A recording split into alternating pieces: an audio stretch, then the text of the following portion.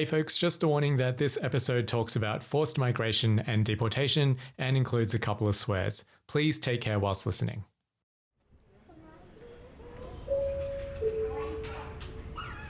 Good afternoon, ladies. Wait, how do I say how are you again? Uppity suham?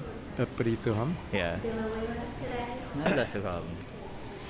Uppity suham. Nalla suham. Do I need inflection? No, it's not as complicated as Chinese. Okay. But Cantonese, if it's a rather. question, does it need to go up or down or something? Uppity suham. Uppity suham. Yeah. Nalla suham. It's pretty adorable. Thank you. It's the 10th of June 2022. Tanesh and I are at Brisbane Airport, nervously waiting to meet Priya, Nades, Kopika and Tharnicaa in person for the first time. Go. Uppity suham. Nalla sugam. Nalla Hello. sugam. Yeah, hi. Uppity suham. I've just learned one phrase. Hello. Nice to meet you. This family, also referred to as the Nadesilingams, the Murugappans, or simply the Biloela family, they've been through a lot. Until a week ago, they had been in detention for over 4 years. They faced 2 attempted deportations, health issues, and multiple medical evacuations. A petition to let them return home to Biloela received almost 600,000 signatures of support. At the same time, Biloela, this rural town from central Queensland, was plucked from obscurity and became a lightning rod of conversation on asylum seekers. And it's from here that a community campaign has been tirelessly operating for over 4 years. 1,558 days after the Nadesilingam family were snatched from their home in Biloela, we're at the same airport as them, about to join them on their journey home. Hello. How are you? Good. Are you excited for your flight? Yes. Yeah? How are you feeling? Happy? Happy? But the way they've always been discussed in the media is that they're a good family who've always contributed to the Biloela community. Nades, who worked at the local meatworks in Biloela. We have Priya, who volunteered at St Vincent de Paul. Or that they're not actually genuine refugees. It's completely without merit in terms of their claim to be refugees. But there's so much more to their story than this. And the more we dug into it, the more questions we had. Like, why did both political parties use them as a campaign platform? With billions of dollars going into detention centres, how did they get so sick under government care? Were the family actually treated appropriately? How was Australia involved in the war that Priya and Nades fled from? And is our government really telling us the truth? Because maybe this story isn't all that you think it is. You have been told a lie. To stop the deportation of a Tamil family. Let them in! Let them stay! Protecting Australia's borders. Hypocrisy. Detained on Christmas Island. United Nations Convention on Refugees. This is our country. We are a generous, open-hearted people. A lie. I'm Jay Uy. I'm Tanesh, the Lenada Raja. This is episode 1, The Birth Lottery. JB, we've been following this story for such a long time now, but do you actually remember how we ended up at the airport with the family? Like, how did this all start? Yeah, I think it was back in 2020. You had approached me about doing this story on this rural Queensland town who was rallying behind this asylum seeker family. And it was just this like weird disconnect between rural Queensland and fighting for asylum seeker rights. And I was like, yeah, this sounds great. Let's do it. Had you heard much about this family before? No. I mean, even though I kept persistently reminding you about this family constantly and I was making Facebook posts about it. I know you've mentioned this Facebook post, but I don't think I actually ever saw it. But on a serious note, I've been following this story for quite a while because this family has a lot in common with my family. Like the Nadesilingams, I'm an Ulam Tamil person, and my family were forced to flee Sri Lanka because of the Civil War. We arrived in Canada when I was like 8. But unlike the Nadesilingam family, I was not detained, nor was I put on a plane to be deported. 23 years later, in August 2019, after having spent years and years jumping through hoops, I finally make it to my Australian citizenship ceremony. I'm singing our national anthem.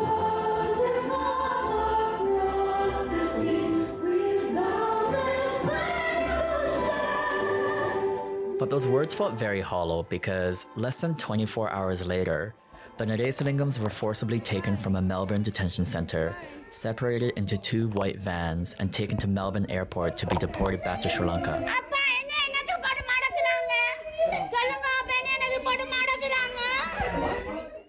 How come I could stay while they couldn't?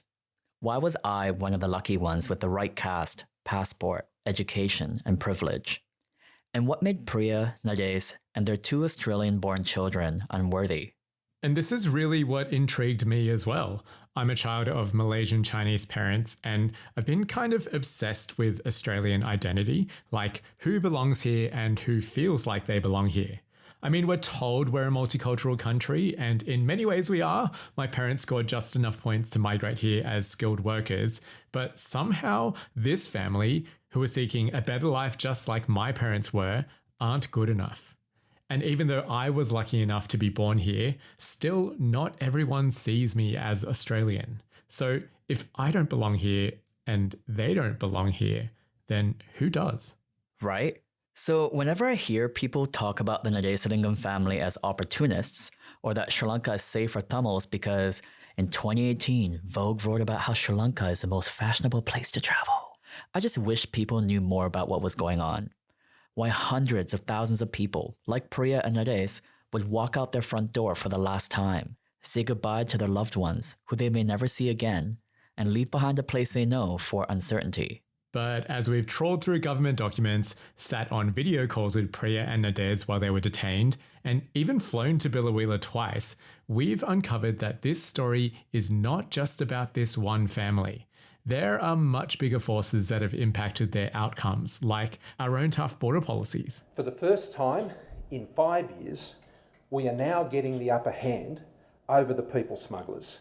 Or the cooperation between the Australian and Sri Lankan governments. Late in 2019, we held Zero Chance Stories, a film competition that invited inspiring Sri Lankan filmmakers to submit a short film about illegal maritime migration. And even the privatization of border security. Do you know how hard it is to win a human rights class action settlement? I think that just goes to prove how bad things got. Well, we've been talking about this family, but maybe we should meet them. Yeah, I think people are most familiar with the footage from when they were almost deported. Right after your citizenship ceremony. That's right.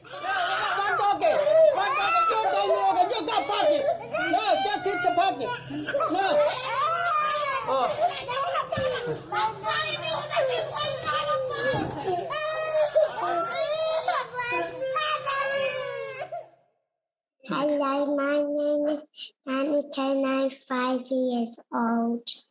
Hello, my name is Kopika and I'm 7 years old. Yeah, my name Nades. My name Priya. What is your favorite TV show? YouTube. YouTube. YouTube? Are you just saying that because your sister likes it too? Yes, she likes to copy me for everything, even with the hairstyle. What are your hobbies? Me like in the cooking. Me play in the cards. What card game do you play? Rummy. Oh, okay. I can play some rummy. My hobby, reading books. I'm listening in the music. What kind of music? Tamil song. Can you sing?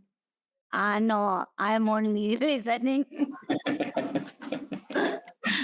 So that's the Nadesalingam family, and we got them to speak in English for this introduction, but for everything else, we spoke to them in their first language, Tamil, so you'll hear them with an English translation. But Snesh, this story is just so big. Where should we start? I mean, a lot has happened to them in Sri Lanka, but I think what may surprise people is how our government processes and treats asylum seekers from the moment they arrive. For Nades, it's 2012, and for Priya, it's 2013, when they land on Christmas Island and Cocos Islands, respectively. These are remote islands, kind of far from Australia, but they're still controlled by the Australian government. And within a couple of days of arriving, they both have their first interview. The officers asked us to tell them what our problems were in our country in 10 minutes. When we got off the boat, our mind was all over the place. We were beaten and battered. We had no food for a month and no water for 15 days. We had no sleep. Everything we were asked in those 3 days, whatever we said, we had no memory of. Once I arrived on Christmas Island, we were put into what looked like tents with bunk beds on top of each other. We couldn't get to sleep. The rooms and the beds felt like they were all moving, just like the boat we arrived on. I was scared as they started to deport people. No one knew, but lots of people were moved at 5 a.m. by SERCO guards with their belongings in black garbage bags. After 10 or 15 days of seeing many people being sent back, we started to lose sleep and started to feel scared. Hold up, who are these SERCO guards? So SERCO is this company that's contracted by a government to help run these sorts of services, like transporting asylum seekers and operating detention centers. Okay, second question. How could Australia send people back that quickly? Like, if their claims are denied, shouldn't they at least be reviewed? So Australia has an obligation to not send people back to danger, called non-refoulement obligations under the 1951 Refugee Convention. This applies to anyone seeking protection who arrives on any territory that we own, like Christmas Island. Now what happens is that in October 2012, a new process is introduced where asylum seekers would be asked a few questions as soon as they arrive. So this process would apply to Priya, right? Yeah, because she arrived in February 2013. In a brief interview shortly after their arrival, a person needs to raise a red flag by saying they want to seek asylum because they fear persecution, and the interviewing officer needs to believe them. If they don't, they can be screened out and deported. That's all the assessment they get? That is it. But the UNHCR says all of these people need their cases properly assessed. They call this out as unfair. Even the Department of Immigration's own lawyers advise against this process. Australia claims it's still upholding its non-refoulement obligations. A form of it is still being used today, and it's why many of the people that Priya arrived with were deported almost instantly. Now, despite Priya's fears of being sent back, she's screened in. She stays on Christmas Island for 5.5 months, before being moved to a different centre in Darwin for another 4 months. After all of this, she's finally released to Sydney. Centrelink gave me $420 or $450 a week. I had to manage rent, electricity, water, and my food. It was just enough. I was not allowed to work. Because I had overcome these adversities, I believed that I would have a good future and a safe life ahead. I convinced myself to be positive and forget the past. Wait, but what's happening with Nades? Okay, so Nades is on Christmas Island for a few months before he's flown to Weipa in North Queensland. He then makes his way to Sydney with some of the people he met at that detention centre. Ah, so he's in the big smoke now. And he's looking for work. We went everywhere searching for work. On foot, on the train. We didn't just sit around doing nothing. We tried, but we never got a job. Some other boys who had come with us were living in Biloela and working in a factory. So they said there is work in this factory. There was also a job at Woolworths as a trolley boy in Biloela because one of the boys was leaving that job. Right, so that's how he ends up in Biloela. Yep, and Nades got that job as a trolley boy, and he also got a job at T's Meatworks. So I would start that job at 5:30, 6 in the morning and finish at 3:30. Then I would start my trolley shift at 4 p.m. and finish at 9 p.m. This is how I lived in Biloela. I was happy. But JB, what's a Meatworks? It's like a place where they process the animal from like the whole cow into all those individual cuts, like the rump, the tri-tip, the short rib, and they distribute it to supermarkets or wholesalers or to export. There's actually a job ad for the one in Biloela if you're interested. They're looking for experienced boners and slicers. That's definitely not me. My hands are not made for manual labor. They're too delicate. Too delicate. Okay, so we have Nades in Biloela, but Priya is in Sydney. How did they meet? The Tamil network. I mean, I know there's a Malaysian Chinese network, but like, is the Tamil network a thing? Yes. Have you seen Netflix's Indian matchmaking? Nope. It's similar. Nades had his own matchmaking service. Not in his aunties, but with his friends. Should I add it to the watch list? No. You should definitely not add it to the watch list. Someone I know sent a picture of Priya to another boy I was living with. They just said, "We found a girl. All you need to do is get ready," and they just went off to work. I don't know anything about Priya. I just knew her name. All I'd been told is that they had found a girl for me to marry. I said, "Are you playing games?" I didn't know who this person was. I'd not seen any photos or were given any details, and they asked me to get ready for a wedding. What did they want me to do? Lose my mind trying to figure this all out until the next week when I would see my friend again? Him and his housemates worked different shifts, so they didn't actually see each other during the week. I thought it may have been a joke, so I just left it. It was only the following week when I saw photos and got more details that I took it more seriously. I got the phone number and spoke to Priya's family, and once I got their approval, I then spoke to my family and told them I was going to marry her. Wait, how did his housemates find Priya? Through this friend of Priya's from when she was in detention. This friend was like, "You're living alone," and started speaking to her family members to arrange a marriage. She met Nades at a wedding through a friend. So when she called me to talk about marrying Nades, I had no intention of doing so and said no at first. Priya said no? But this auntie was persistent. She gets one of her friends to call Priya. The auntie was like, "I hear you are saying no to a wedding. Give me your mother's phone number. There is no use talking to you." I couldn't speak back to this auntie, so I gave her my mother's number. The two of them spoke, and then they also spoke to Nadez's family, and it was arranged. Wait, why couldn't Priya speak back against this auntie? In Tamil culture, a significant amount of respect is given to elders and parents.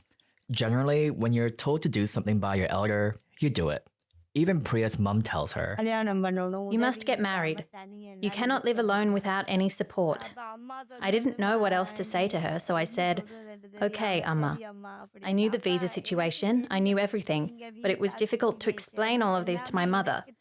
She just wanted me to have someone. So I said, "Okay." At the time, Priya didn't even have a phone that could show photos, but they said to marry him, so I said yes. When I first spoke to Priya, Priya's family had taken our astrology charts to someone to check if we were compatible. We were still waiting for them to come back with the news. What are these astrological charts? It's like star sign marriage compatibility, but for Tamil people.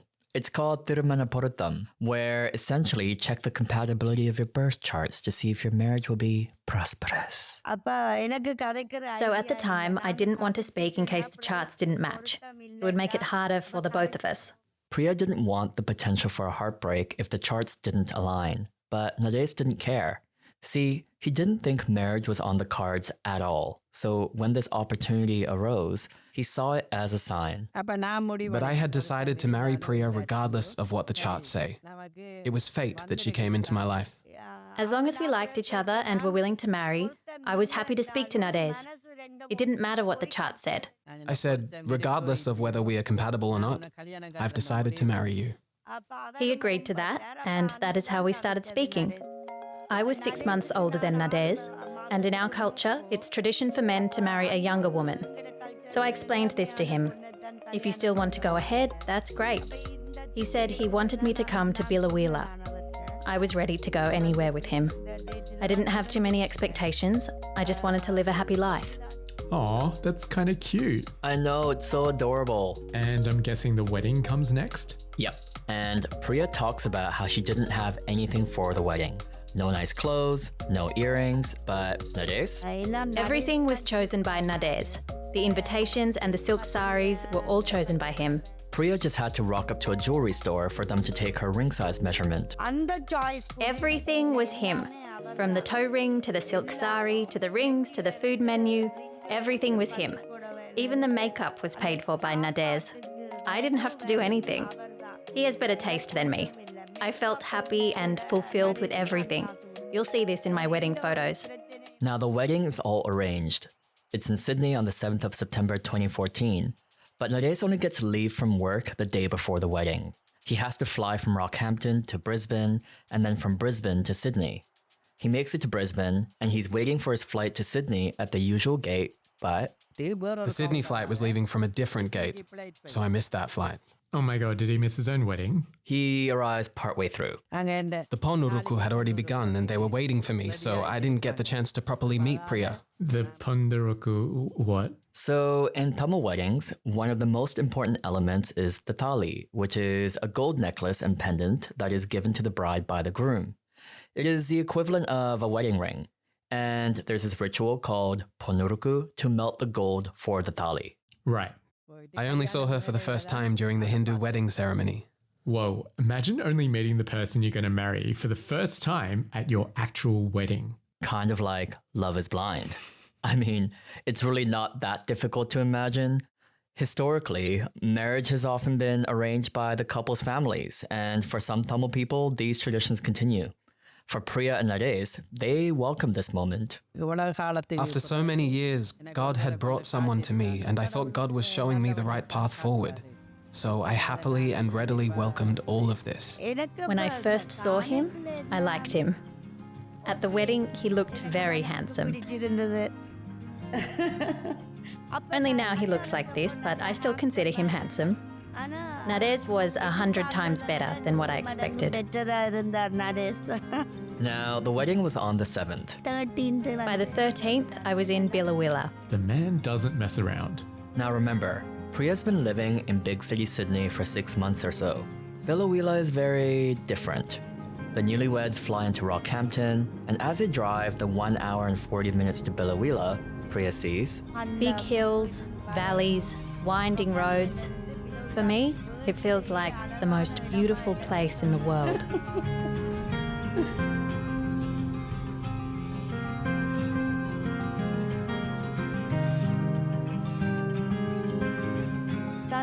When we first went, we lived with a few other single boys and stayed in the master bedroom. We were living together for a year as a big, loving family. Sometimes I would cook. Sometimes Nades would cook with the other boys. We were happy living together.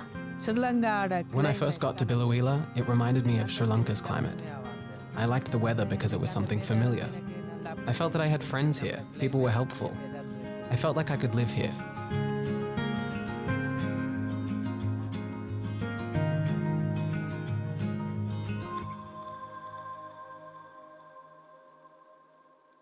Now, one thing that happens very quickly, within like a month of them being in Biloela, is Priya gets pregnant with their first child, Kopika. Because we got married later in life, I was grateful to God for us getting pregnant so quickly. When Kopika was born, I felt like I was flying like a butterfly. Aw, Nades is such a softie. In the best possible way. Kopika ended up being born premature, and she had to stay in hospital for a month. I would go to feed her 8 times a day. She had to be fed through her nose. When her eyes were open, our hearts wouldn't let us leave her. It was hard leaving her. By the time we'd get home, we'd have to come back. This is how life went on for a month.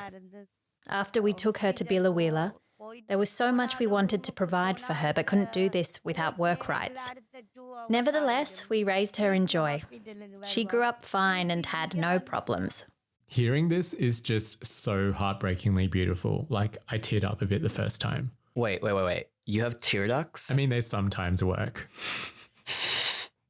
So does Kopika's birth complicate things? Like, she's born in Australia, so she's a citizen, right? So you would think that since she's born here, she would at least be a citizen, but that's actually not the case. Here's their lawyer, Karina Ford. One of the most surprising reactions from the Australian public was the fact that, like in this case, the children were born here and they actually have no right to be citizens or permanently stay here. Well, if they're not Australian citizens, what does that mean for them? They're automatically given the same status as their parents.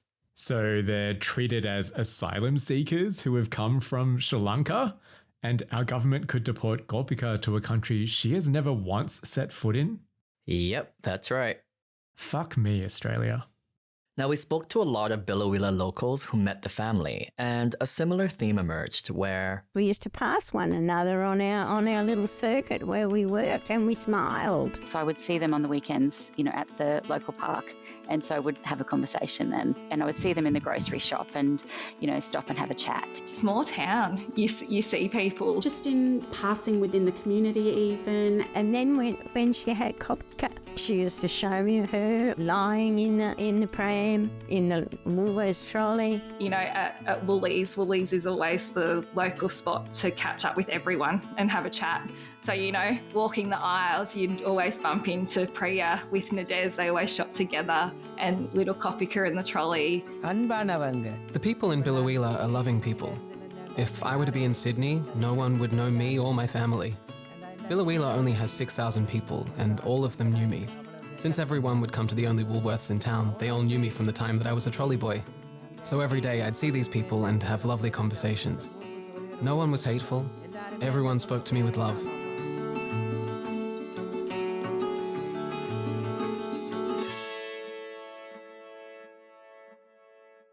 Which is just, like, maybe it's cynical of me, but, you know, because of the whole Bring Them Home to Biloela campaign, I always wondered if they felt almost obligated to return to Biloela. Like, what if they secretly hated it there? Yeah, I had the same thought as well, but we spoke to Priya when she was in detention in Perth, and she said, My life, my dreams, it's all in Biloela. If I could go tomorrow, I would in a heartbeat. We are actually packed and ready to go. I don't buy any unnecessary things because we hope to go back. So they're really enjoying life in Biloela. Nades is working his jobs, they're hanging out with some friends and getting to know the people in the community. That is until Nades lost his work rights and his job. Life completely changed. All our time went to worrying and fighting to make it to the next day. Well, he kind of lost his job because he lost his work rights. But this actually happens when Priya is still pregnant with their first child, Kopika. Immigration was coming to Biloela and deporting people. Priya knew this was happening and this stressed her out. This caused her water to break at 7 months and Kopika was born prematurely. So this whole time they're in Biloela, they have this constant reminder and fear of deportation because one by one, other Tamil asylum seekers are being removed. Yeah, I'm surprised they were able to call it a happy time at all. So wait, what is going on here? Like, what changes for Nades that means he loses his work rights? Well, it all comes back to his visa application. So Nades was initially given work rights whilst his application for protection was being processed.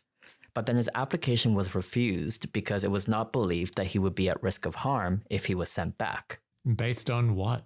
We'll get into that more in the next episode, but essentially he manages to travel in and out of Sri Lanka to find work and wasn't arrested on his return. Of course, it's not that simple, but that was a primary reason. Okay, so his visa's rejected, but how come he wasn't deported straight away? Because he appeals his case. So Nades had several legal appeals. This is lawyer and friend of the family Simone Cameron, who actually taught Nades English in Biloela. He had one in the Federal Magistrates Court, then he had a full federal court appeal, and he also made an application to the High Court, but his special leave application was denied. So basically, Nades keeps trying to appeal his case, and at every stage that it fails, he's just taking it to a higher court.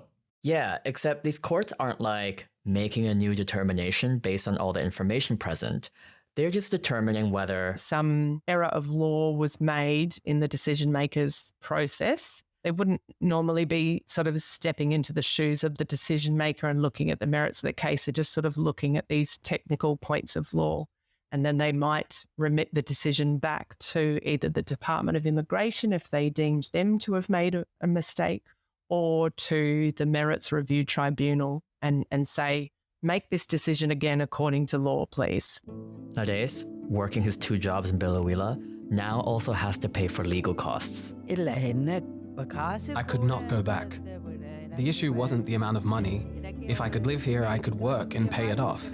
My intention was to not go back. I didn't think about how much I was paying. I really could not go back. I had a lawyer and did the whole process through them. I believed good things will happen if I go to this lawyer. But later on, I started to hear things about them. The lawyer didn't do anything dishonestly.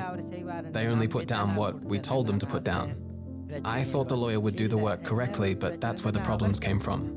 This all feels like a huge burden for asylum seekers to not only know the correct process or how much detail to give, but also what information will satisfy visa requirements. Or to be able to afford a lawyer, let alone find a good one.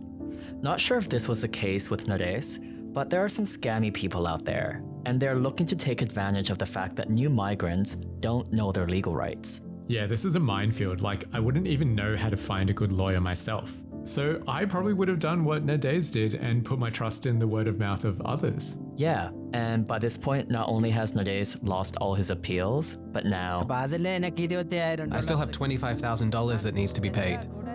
If I died today, I'd have to continue paying in my next life.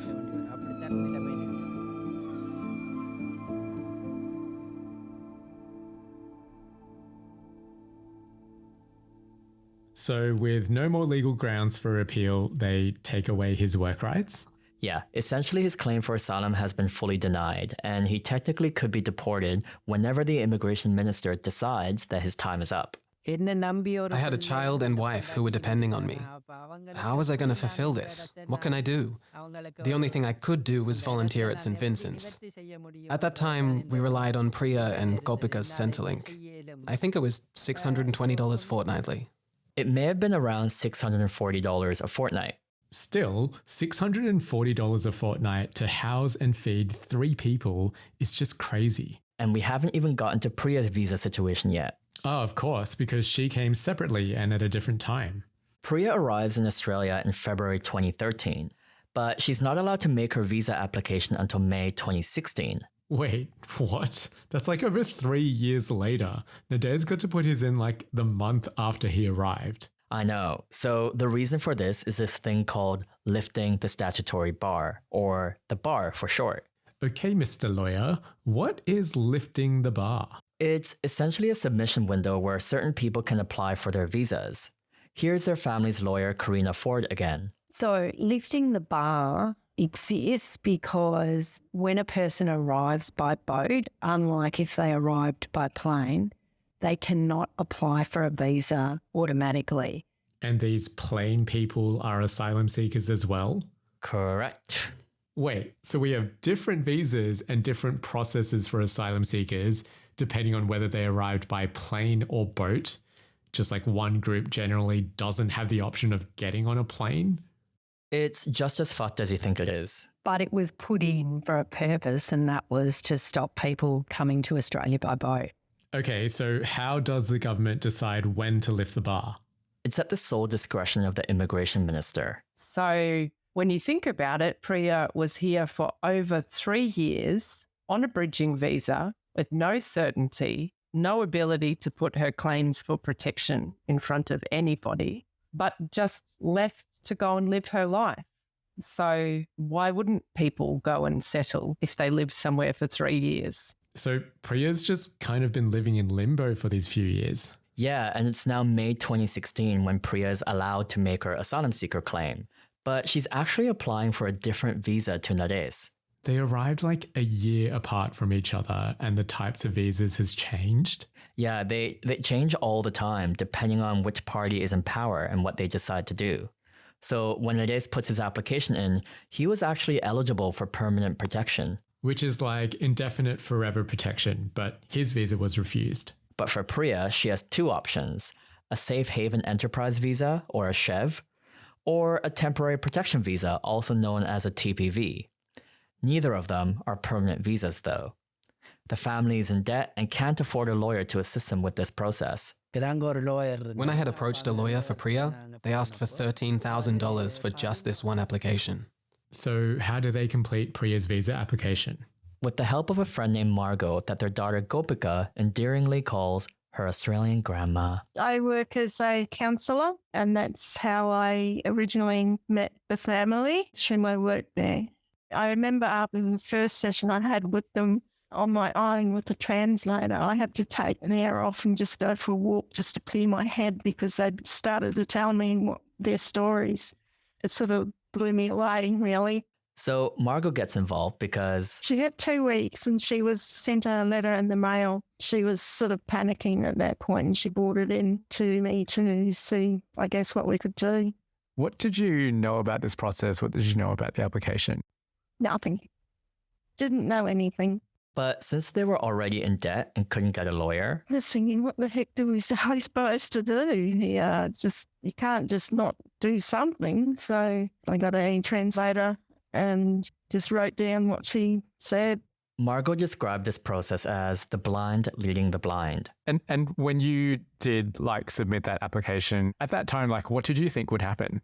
Oh, I guess in all my innocence, I thought something positive might come of it. To me, the story was, oh God, you can't send them back there. It seemed so obvious to Margot and to anyone who knew their story, really, that they should be granted asylum. But the following year, in May 2017, it comes time to give Priya the response to her application. Margot is asked to be there and organizes a room at her workplace for it.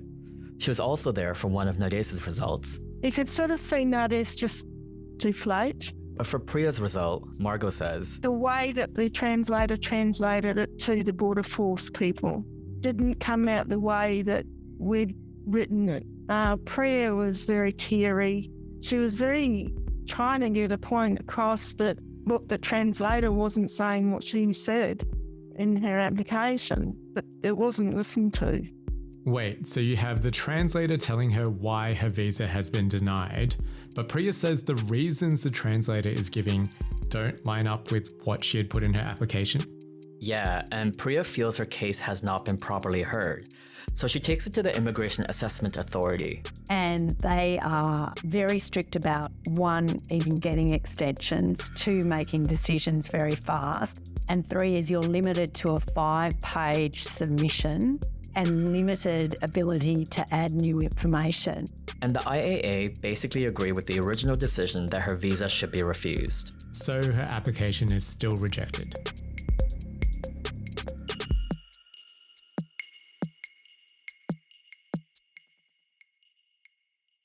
But now it's August 2017. So Priya's been in Biloela for almost 3 years. And within this time, Priya gets pregnant with their second child, Tharnicaa. However, because of Priya's age, doctors had warned her that the baby is at risk of having Down syndrome. They said I had the option of deciding whether I wanted to proceed with the pregnancy. They had called Nades at work to explain the situation. I was in tears about it, but Nades was very confident.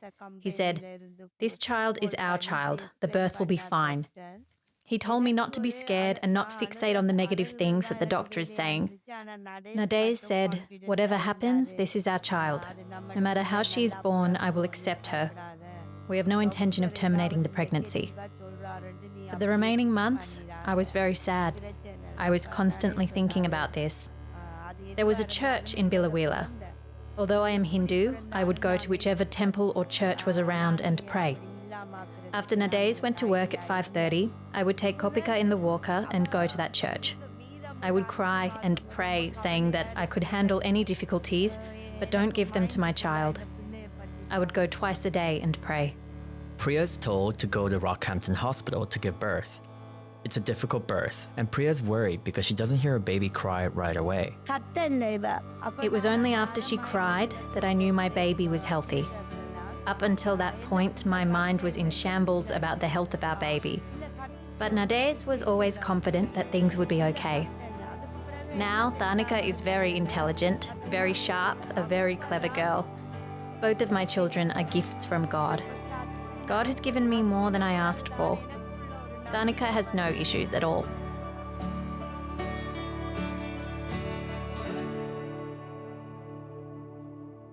I think I just need a moment. Yeah, it's like amongst all this uncertainty and fear, you have these moments of pure joy. So it's now February 2018. The family have been in Biloela for almost 3.5 years. But the bridging visa is expiring soon, on the 4th of March 2018 to be exact. So Nades makes some inquiries. So I spoke to immigration and they said the visa has been sent by post. They said, don't worry about it, just keep working. Once the visa arrives, you can apply for Medicare. Our immigration case manager is the one who said the visa was coming. So I kept working and looking after my family. The person on the phone said that this time the visa was coming by post. But Nades was surprised because every other time the visa has come by email. We didn't realise she was lying to us. We had faith that a letter from the immigration department was coming by post on the Monday. It was the police that came, not the visa. literally the day after their visa expires. Coincidentally, they're being taken because both their asylum claims have failed. But this seems like an outright lie, right? Their bridging visa wasn't coming in the mail. It wasn't coming at all. The Department of Home Affairs must have known they were going to try and deport them.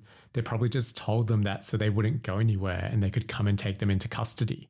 We asked Border Force about this, and they say that they never told Nades his visa was coming by post. A lot of police officers came in. They told us to sit down on the sofa. At the same time, immigration officers also came in. That is when we realized they're about to deport us. The family are told they're being taken away. When I asked where, they said detention centre. They had our hands up in the air like a criminal. Both our kids were crying in another room. They wouldn't let us go near them. I then said I need to speak to my case manager, but I wasn't allowed to use the phone. They didn't give us any time to grab our things. I couldn't even grab milk for the kids. They separated me and Nades, with me and the kids in one vehicle and Nades in another. I had pleaded with them for Nades to be with the kids as they would cry without him. I was scared and didn't know where I was going or what was going to happen. They dragged Nades into one of the vehicles. We couldn't do a single thing. When there are 10 people grabbing you, what can you do? It was a 7-seater car and they had me in the back seat with 2 SERCO guards. Immigration officers seated my children in front of me. There was no one beside them. They were sitting by themselves and crying. When I was taken from Biloela, we drove right by the church. I used to be able to see this church from my front door. As we drove away, I remember looking at this church and declaring loudly, "If there is power here, I will come back to Biloela." They took us to Gladstone Airport. Tharnicaa was 8 months old. She cried for an hour and a half and she must have fainted from all the crying. I asked the SERCO leader, "If this was your child, would you have let them cry like this? Are you a father?" The guard said that it wasn't a big deal since she had cried herself to sleep. I asked the guard, "Do you think this is a humane way to act? Are you a human or an animal?" The guard laughed in response.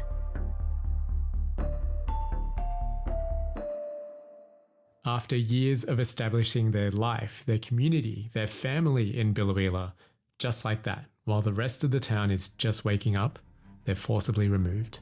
The family are flown to Melbourne in an attempt to quietly deport them. Our systems have deemed them to not be needing protection as refugees. In fact, the department has deemed it safe for them to return to Sri Lanka. So what would they be returning to? And what are they fleeing from? That's next on You Have Been Told a Lie. A lie.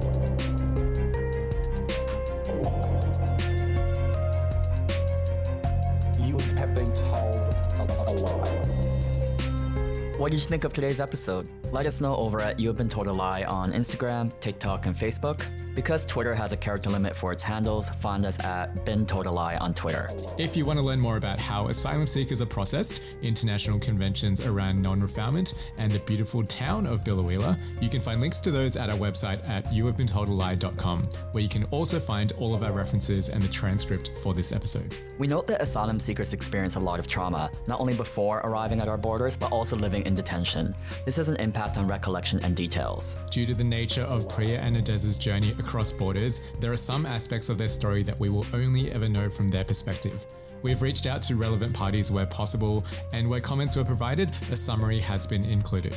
When we reached out to SERCO for a response, they made a point to mention that SERCO does not employ guards. They employ detainee services officers, welfare officers, and programs and activity staff.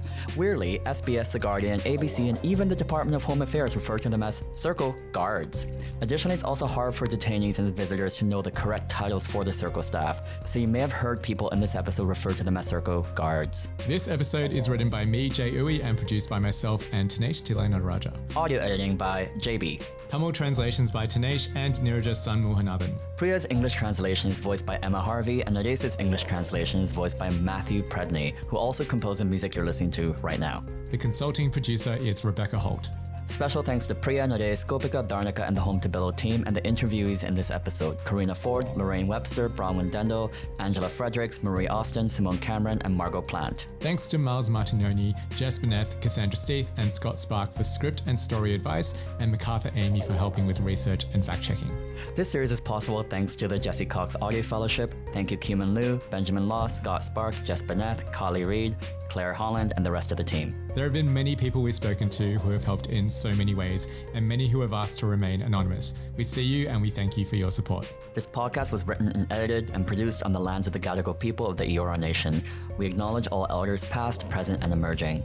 We also pay our respects to the traditional custodians of Gungaloo country, where Biloela is now situated. This land was never ceded, always was, and always will be Aboriginal land. A lie. In the next episode, we go back to learn what was going on in Sri Lanka and why Priya and Nades fled. I had been arrested in Mattaklapu and was told I wasn't allowed to leave the country. There was only a 1 kilometre distance between our house and the camps.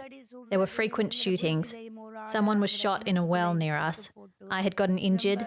My dad had also gotten injured to one of his eyes and his leg. And what does Australia have to do with a civil war in Sri Lanka? There was a formal ceasefire agreement signed in February 2002.